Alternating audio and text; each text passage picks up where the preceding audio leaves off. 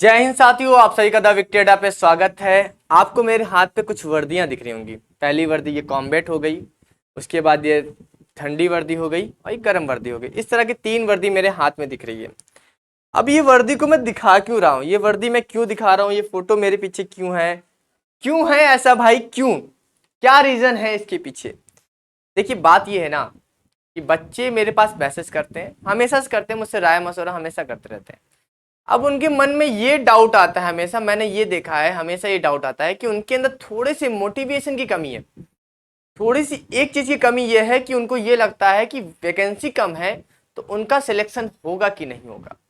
आज की इस वीडियो में, आज संडे का दिन है, तो मैंने सोचा क्यों ना इस डिजिटल बोर्ड की सहायता से मैं आपको अपनी एक स्टोरी बताऊं, जिससे आपको ये रियलाइज होगा कि आप भी इस वर्दी को पा सकते हो। ये वर्दी आपके बदन पे भी आ सकती है, ठीक है। आपको भी ऐसी एक नेम प्लेट मिल सकती है, जैसी नेम प्लेट मेरी यहाँ पर लगी हुई है। और ये नेम प्लेट जो देखिए लगी हुई है, ये नेम प्लेट, ये नेम प्लेट अगर आपको चाहिए, ये नेम प्लेट आपको दिख रही होगी ना यहाँ पर, ये नेम प्लेट। तो इस नेम प्लेट को बनवाने के लिए आपको थोड़ी सी मेहनत करने की जरूरत है। और क्या करने की जरूरत है, क्या आपकी स्ट्रेटेजी होने वाली है कि आपको यहाँ पर ऐसी नेम प्लेट मिले, ठीक है, ये नेम प्लेट मिले, इस तरह की तीन वर्दियां आपको कैसे मिले, वो स्ट्रेटेजी मैं आपको बताने वाला हूं। छोटी सी मेरी स्टोरी होगी, छोटा सा मेरा पॉइंट ऑफ व्यू होगा, थोड़ी सी मेरी जो अप्रोच है वो मैं आपके लिए बताने वाला हूं। बाकी आप फॉलो करोगे नहीं करोगे आपकी मर्जी है, मगर छोटी सी मेरी कहानी सुन लेना, जिससे आपको ये लगे कि हाँ आप भी ये कर सकते हो और आपके लिए भी ये वर्दी बनी हुई है और आप इस बार लेके रहोगे। ये मोटिवेशन आपको चाहिए। कई बच्चे बोल लेते सर मोटिवेशन वीडियो नहीं आती, सर आप ऐसे कर रहे हो क्यों। मैं सोचा था मोटिवेशन की जरूरत है क्यों। मैं आपको चलते वीडियो को स्टार्ट कर, थोड़ा ही वर्दी को साइड में रख देता हूं अपनी, ठीक है। ये वर्दी मुझे मिली थी 2019 में, जैसा कि आप सबको दिख रहा है यहाँ पर, ठीक है। 2019 1 अक्टूबर, ठीक है, 1 अक्टूबर 2019 में मुझे ये वर्दी मिली। जैसा कि आप स्क्रीन पे देख पा रहे होंगे, मैं ही हूं बिना दाढ़ी के। कैप है, कैप भी आपको यहाँ पर दिख रही होगी, ये कैप है, ठीक है। यही कैप मैंने लगा रखी है, ये मेरी हवलदारी का है। ये मैं जब हेड कांस्टेबल बन गया, ठीक है, ये जो हेड कांस्टेबल बन गया, तो यहाँ पर फीती, 3 फीती आपको दिख रही होगी, यहाँ पर नेम प्लेट दिख रही होगी, ये लाइन यार्ड है, बेल्ट वगैरह सब कुछ दिख रहा आपको। तो 2019 में मैं सेलेक्ट हुआ। मैं डायरेक्टली सेलेक्ट नहीं हो गया, आपकी तरह ही वैकेंसी आई, मैंने फॉर्म भरा, मैंने फिजिकल क्वालिफाई किया, मैंने रिटर्न दिया, टाइपिंग दी, मेडिकल और डॉक्यूमेंटेशन किया, उसके बाद ट्रेनिंग की, तब जाके ये वर्दी पहनने को मिली, तब जाके ये वर्दी पहनने को मिली। ये भारत तिब्बत सीमा पुलिस बल का जो एक बैच है वो मिला, जो आपके उस पर दिख रहा है, टोपी पे जो दिख रहा है, कैप पे जो दिख रहा है, बैरेट कैप पे वो लोगो मिला, बेल्ट मिली, जो शूज मिले, तब जाके कहीं ना कहीं मैं एक फौजी बना। तो ये जर्नी मेरी कब से स्टार्ट हुई, अक्टूबर 2019 से। आप लोगों की तरह आम बच्चा तैयारी कर रहा था जो हर एग्जाम की। 2019 से पहले मैं क्या था उसके बारे में थोड़ा बता दूं मैं। उससे देखिए, अभी आपको ये बता दूं कि मैं प्रयागराज से, ठीक है, प्रयागराज से मैं अकेला सेलेक्ट हुआ था, अकेला सिलेक्ट हुआ था। इस पे मुझे कोई घमंड नहीं है, मगर मैं ये बता सकता हूं कि मैं अकेला सिलेक्ट हुआ था। तो आप भी अपनी जगह से अकेले सिलेक्ट हो सकते हो। आप ये क्यों सोचते हो कि सीट कम आई है मेरा सिलेक्शन नहीं होगा। आपके दिमाग में हमेशा ये सवाल क्यों आता है कि सीट कम आई है, मैं सिलेक्ट नहीं ले पाऊंगा, सिलेक्शन नहीं ले पाऊंगा। तो ये मैं इसीलिए बता रहा हूँ कि प्रयागराज से मैं अकेला सिलेक्ट हुआ। जिस समय में फिजिकल का मेरा एडमिट का आया, मुझे पता नहीं था, मेरे पास एक मेल आया, मैंने मेल चेक किया तो उससे मुझे भी 10 दिन का टाइम मिला कि फिजिकल, ऐसे आपको पता है अचानक आ गया। उस समय यूट्यूब पे वीडियोस उतनी नहीं बनती थी, 2018 की बात है, ठीक है, 2018 की बात है। उस समय यूट्यूब पे इतनी वीडियो नहीं बनती थी कि भाई एडमिट कार्ड आने वाला है। मैंने मेल चेक किया, मेल पे मेरा आया, मेल पे आया जैसे वैसे मैंने एडमिट कार्ड डाउनलोड किया, देखा कि 3rd बटालियन बरेली में मेरा फिजिकल है। 31 दिसंबर 2018 को, 2018 को 31 दिसंबर 2018 को मेरा बरेली फिजिकल है। सुबह 7:30 बजे रिपोर्टिंग करनी, क्योंकि ठंडी का टाइम था, सुबह 7:30 बजे रिपोर्टिंग करनी थी। गया रनिंग के लिए, रनिंग की, पास वास होके आया, मुझे नहीं पता था कि मैं पास हो जाऊंगा, मुझे बिल्कुल नहीं पता था। मैंने हाई जंप की प्रैक्टिस नहीं की थी, लॉन्ग जंप की प्रैक्टिस नहीं की थी, मगर मैं फिजिकली एक्टिव था। मैं पास होके आया। मैं फिर उसके बाद मुझे नहीं पता था रिटर्न कितने दिन बाद होगा। मैं जेन्युइन बता रहा हूँ, मुझे नहीं पता था, कोई इन्फॉर्मेशन देने वाला नहीं था कि रिटर्न कितने दिन बाद होगा। जैसे मैं आपको इन्फॉर्मेशन देता हूँ, प्रियर इन्फॉर्मेशन देता हूँ, वैसे मुझे कोई इन्फॉर्मेशन देने वाला नहीं था, फिर भी मैंने रिटर्न की तैयारी में कर ही रहा था और रिटर्न मेरा 3 फरवरी को रिटर्न हो गया। यानी आप देखो जनवरी फरवरी बीता नहीं, सॉरी मतलब जनवरी बीता नहीं, फरवरी में हमारा रिटर्न एग्जामिनेशन हो गया। मात्र 1 महीने बाद मेरा रिटर्न एग्जामिनेशन निकला, मात्र 88 नंबर आए, वो ज़्यादा भी हो सकते थे, 88 नंबर आए। उसके बाद टाइपिंग का आ गया तुरंत ही, टाइपिंग मैंने क्वालिफाई की, 1 महीने बाद टाइपिंग का आ गया। उसके बाद 1 महीने बाद डीवी मेडिकल का आ गया। उसके बाद सीधा फिर जब पास हो गए तो ये हो गया।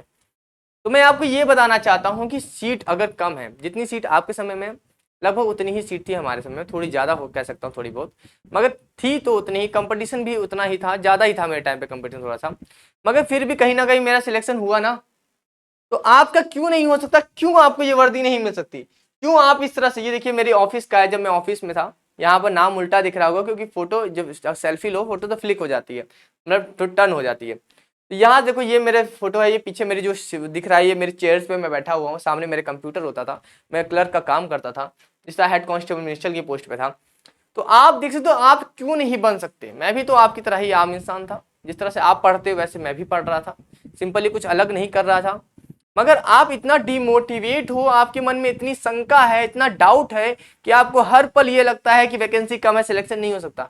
डेफिनेटली हो सकता है। ये बताओ अगर आपका सिलेक्शन होगा तो क्या आपको 1 पोस्ट चाहिए कि आपको 1000 पोस्ट चाहिए? क्या आपको 1 पोस्ट की सैलरी मिलेगी कि 500 सीट की सैलरी मिलेगी? अगर 1 लाख वैकेंसी भी आ जाएगी, अभी देखो जीडी में 50,000 वैकेंसी थी, फिर भी कई लोगों का सिलेक्शन नहीं हुआ। अब जिनका सिलेक्शन नहीं हुआ क्या वो ये कहेंगे कि 10 लाख वैकेंसी आती तब मेरा सिलेक्शन होता? जब 50,000 वैकेंसी पे उनका सिलेक्शन नहीं हुआ तो जाहिर सी बात है उनके कुछ पढ़ाई में कुछ कमी है। तो पढ़ाई की अगर कमी अगर ना होती तो अगर 500 भी सीट होती फिर भी उनका सिलेक्शन हो जाता। तो कहीं ना कहीं आपको जो डर है वो आपकी पढ़ाई की वजह से, आपको सीट की वजह से डर नहीं है कि मेरी सीट कम आई है इसकी वजह से डर नहीं है, आपको डर इस वजह से है क्योंकि आपकी तैयारी नहीं है। देखिए यहाँ पर मैं आपको कुछ चीजें बताता हूँ, जैसे कि ये हमारा चार्ली बैच है। अब देखिए इसका मैं प्रमोशन नहीं कर रहा, मैं बस ये चाहता हूं कि जो बच्चे तैयारी नहीं कर पा रहे, अगर आप तैयारी कर रहे हो, हाथ जोड़ के निवेदन है, अगर आप अपने से तैयारी कर रहे हो मत लो, इस बैच को मत जोड़ो, मुझे भीड़ नहीं चाहिए, मुझे बस वो बच्चे चाहिए जो तैयारी नहीं कर सकते, तैयारी नहीं कर पा रहे, अगर वो हमारे साथ मिलकर तैयारी करना चाहते हैं, ठीक है, हमारे साथ मिलकर तैयारी करना चाहते हैं, मेरी गाइडेंस में तैयारी करना चाहते हैं, तो मात्र 499 में वो मुझसे जुड़ सकते हैं और तैयारी कर सकते हैं। मैं बिल्कुल ऐसा नहीं कहूंगा कि इस बैच से जुड़ के आपका सिलेक्शन होगा, मैं बिल्कुल ऐसा नहीं कहूंगा, मगर इस बैच से ये है कि हम इस बैच में वो पढ़ा रहे हैं जो एग्जाम की ओरिएंटेड है, जो एग्जाम में आने वाली चीजें, उससे ज्यादा ही हो रहा है, उससे कम नहीं हो रहा। तो हम इस बैच में बस फालतू का नहीं पढ़ रहे, जो हमारे एग्जाम के लेवल है उससे पढ़ रहे हैं। तो अगर आप घर पे तैयारी करो तो तब भी सिलेक्शन ले सकते हो, अगर कहीं और पढ़ रहे हो तब भी सिलेक्शन ले सकते हो, वो आपके ऊपर डिपेंड करता है।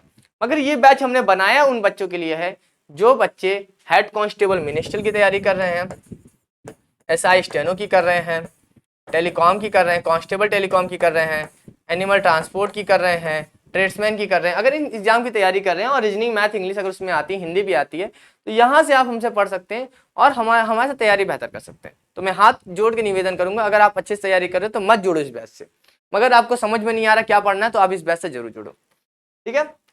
तो ये थी मेरी जर्नी जहां पर मैंने ये वर्दी प्राप्त की। तो मुझे बिल्कुल भी विश्वास नहीं था खुद भी कि क्या मेरा सिलेक्शन हो जाएगा, मगर मुझे डर भी नहीं था। अगर मैं सच बताऊं तो मुझे डर भी नहीं था कि यार ऐसा तो नहीं है यार कि मेरा सिलेक्शन नहीं होगा, मुझे कभी डर नहीं था। ये बात मैंने हमेशा हमेशा नोट किया अपने अंदर कि मुझे कभी भी सीट से डर नहीं था। ये सीट 100 भी आएगी तब भी मुझे डर नहीं था, सीट 10,000 आएगी फिर भी मुझे डर नहीं था, सीट 10 भी आएगी फिर भी मुझे डर नहीं था। मुझे इस बात का कभी डर नहीं था। मेरी अप्रोच क्या होती थी, मेरी, अब देखो मैं अपनी मेंटेलिटी पे बात कर लेता हूँ कि मेरी मेंटेलिटी क्या थी कि जिसकी वजह से मेरी जॉब सिलेक्शन होता था। मेरी मेंटेलिटी हमेशा ये होती थी अगर 100 नंबर का पेपर आ रहा है तो इस 100 नंबर में मैं कितना अधिक से अधिक नंबर ला सकता हूँ। जैसे कि मैं बात करूँ कि बच्चों के मन में मेंटेलिटी हमेशा ये चलती है कि वो ओबीसी हैं, वो एससी हैं, वो एसटी हैं, वो ईडब्ल्यूएस हैं, उनको केवल इतना नंबर लाना है। जब आप कम नंबर की तैयारी करोगे, जैसे कि अगर मैं बताऊं ईडब्ल्यू सोचता है कि मैं 70 नंबर कट ऑफ जाएगी तो 70 नंबर के हिसाब से पढ़ता है। मैं जनरल कैटेगरी से या अनरिजर्व कैटेगरी से बिलोंग करता हूं, तो मुझे हमेशा ही टारगेट ये था कि मुझे अधिक से अधिक नंबर लाने हैं तभी मेरा सिलेक्शन होगा। तो हमेशा मैं टारगेट अप रखता था। टारगेट क्या है कि मैं 100 में 100 टारगेट रखता था।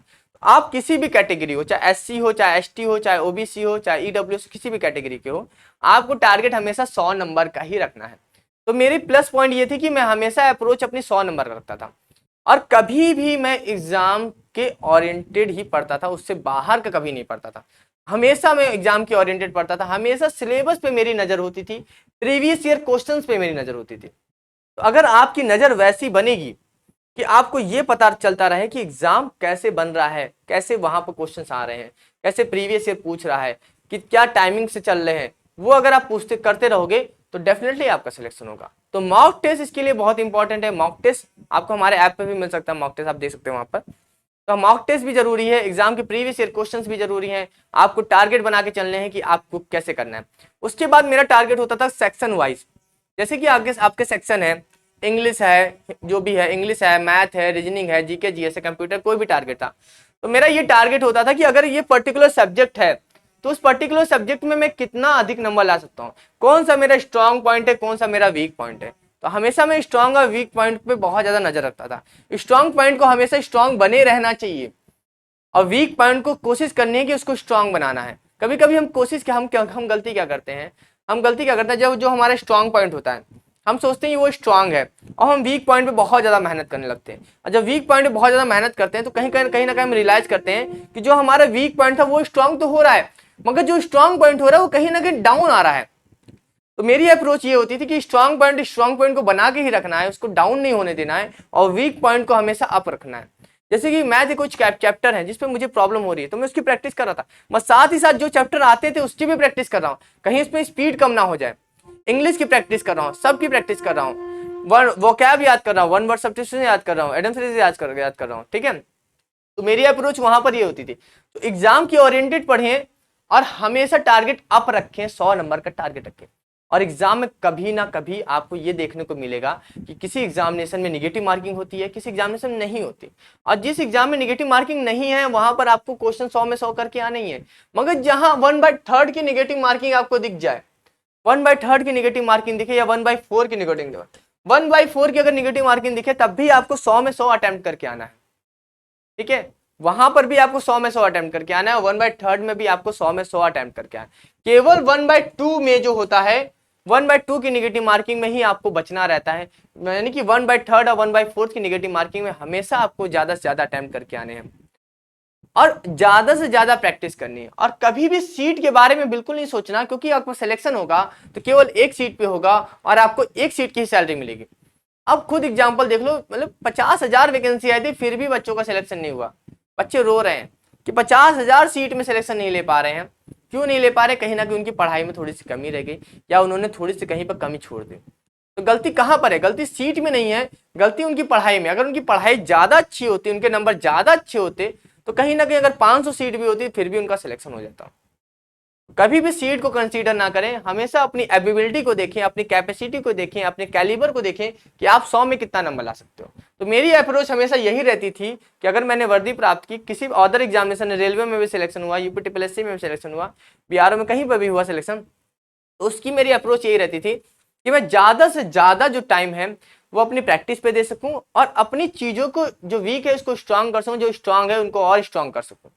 तो अप्रोच ऐसी में लेके चलता था और हमेशा यही मेरी मेंटेलिटी बन के रही और मैं कभी भी सीट के बारे में नहीं सोचता था। और सिलेबस पे तो हमेशा नजर रहती थी, हमेशा कोई भी अपडेट आ रही है उस पर नजर है मेरी। तो आप अगर ऐसे तैयारी करोगे तो मैं डेफिनेटली बता रहा हूं कि आपको ये वर्दी जरूर मिलेगी, आपको ये वर्दी जरूर मिलेगी, आपको ऐसे पहनने का भी मौका मिलेगा। अगर आपको बस एक बात ध्यान में रखना है कि कॉन्फिडेंस आपके होना चाहिए, जो दिल है यहाँ पर ना, दिल में कॉन्फिडेंस होना चाहिए, एक जुनून होना चाहिए, एक मतलब एक पागलपन होना चाहिए आप में, आग होनी चाहिए, आग की एक पागलपन होना चाहिए कि मुझे भी ये चाहिए। मैं बता रहा हूं कि जब मुझे ये नेम प्लेट मिली, ठीक है, जब मुझे ये नेम प्लेट मिली सूरज नाम की, ठीक है, जब मुझे नेम प्लेट मिली यार इतनी खुशी हुई यार कि मेरा नाम लिख गया है इस पे, मेरा नाम लिख गया है इस वर्दी पे। और मतलब वो मैं डिफाइन नहीं कर सकता, मैं उसको वर्ड्स में डिफाइन नहीं कर सकता। अब बहुत से बच्चे बोलेंगे कि यार इतना सब कुछ, इतना खुशी थी, छोड़ क्यों दिया? छोड़ना एक अलग चीज है और अपना सपना पूरा करना एक अलग चीज है। मेरा सपना था फौज में जाने का। जैसे कि मैं बता दूं, जब मैं क्लास 5th वगैरह में था, 5th 6th में था, तो उस समय स्कूल्स में डायरी चलती थी, डायरी चलती है ना जिसमें होमवर्क वगैरह मिलते हैं। तो डायरी का जो पहला पेज होता है वो प्रोफाइल पेज होता है, जिसमें हम अपनी सारी डिटेल लिखते हैं, अपना नाम वगैरह, पता वगैरह और सारी अपनी हॉबीज वगैरह। तो वहां पर एक ऑप्शन था, वहां पर ऑप्शन था एम का, एम का ऑप्शन था, ठीक है, एम का ऑप्शन था। तो इस एम के ऑप्शन में मैं हमेशा आर्मी आर्मी लिखता था, ठीक है, आर्मी लिखता था। मुझे हमेशा से आर्मी में जाने का शौक था, एक जुनून था, एक पागलपन था। मैं हमेशा रनिंग, फिजिकल वगैरह एक्टिविटी हमेशा करता रहता। तो जब मेरा ये सपना पूरा हुआ ना, मेरे नेम प्लेट में मेरा नाम लिखा ना, तो मुझे मतलब कि 7वें आसमान में पहुंचा दिया। यार इसी दिन के लिए तो तैयारी कर रहे थे, यही वो दिन था जो मुझे चाहिए था कि जो मेरा नाम लिख गया।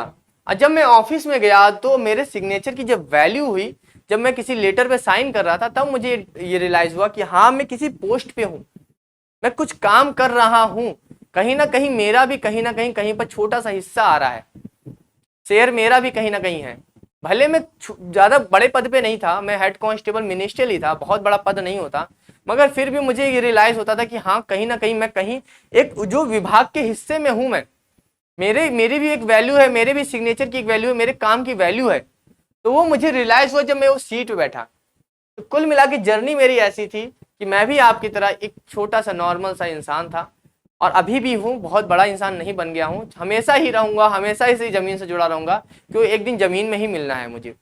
तो हमेशा, मगर अपने सपनों को पूरा करने के लिए आपको एक जुनून चाहिए, एक पागलपन चाहिए, और वो आपको तब मिलेगा जब आप फुल डेडिकेशन के साथ अपने केवल टारगेट पे नजर रखोगे। और आपका टारगेट होना क्या चाहिए? 100 नंबर। और 100 में जितना अधिक से अधिक नंबर लाओगे आपका सिलेक्शन डिफाइन करेगा। तो सिलेक्शन के लिए आपको करना क्या? टॉपिक वाइज आपके सारे टॉपिक कंप्लीट होने चाहिए, आपकी सारी चीजें कंप्लीट होनी चाहिए। और लास्ट में जाते जाते मैं आपको ये भी बता दूं कि जो भी इंटरेस्टेड होंगे इस बैच से जुड़ने के लिए, आप जुड़ सकते हैं। अगर आप इंटरेस्टेड हैं मत जुड़े, कोई बात नहीं। ये केवल उन बच्चों के लिए जिनको तैयारी करने में दिक्कत हो रही है, जिनको ये समझ में नहीं आ रहा कि भाई पढ़ना कहाँ से, तो आप उनके लिए ये है। बाकी जो स्मार्ट है, जो अच्छे बच्चे हैं, वो बिल्कुल ना लें, अपना टाइम बिल्कुल बर्बाद ना करें, वो प्रैक्टिस में मेहनत करें। और जिनको नहीं समझ में आ रहा कि पढ़ें क्या, वो इस बैच से जुड़ सकते हैं। जिनको समझ में आ गया कि पढ़ना क्या है, वो प्रैक्टिस और मॉक टेस्ट पे ज्यादा प्रैक्टिस करें, लगे रहें, ठीक है। तो इसी मोटिवेशन के साथ मैं अलविदा लेता हूं। मैं उम्मीद करता हूं कि इस बार आप सिलेक्शन लोगे, और हम मिलेंगे और मिल के बातचीत करेंगे और बैठेंगे और जर्नी के बारे में देखेंगे। हाँ, आप भी मुझे अपनी कहानी सुनाना कि मैं ऐसे ऐसे किया और मेरा सिलेक्शन हुआ। तो जो मिलेंगे तब एक और मजा आएगा। तो इन्हीं सब बातों के साथ अलविदा लेता हूँ, मिलता हूँ नेक्स्ट वीडियो में। Thank you so much.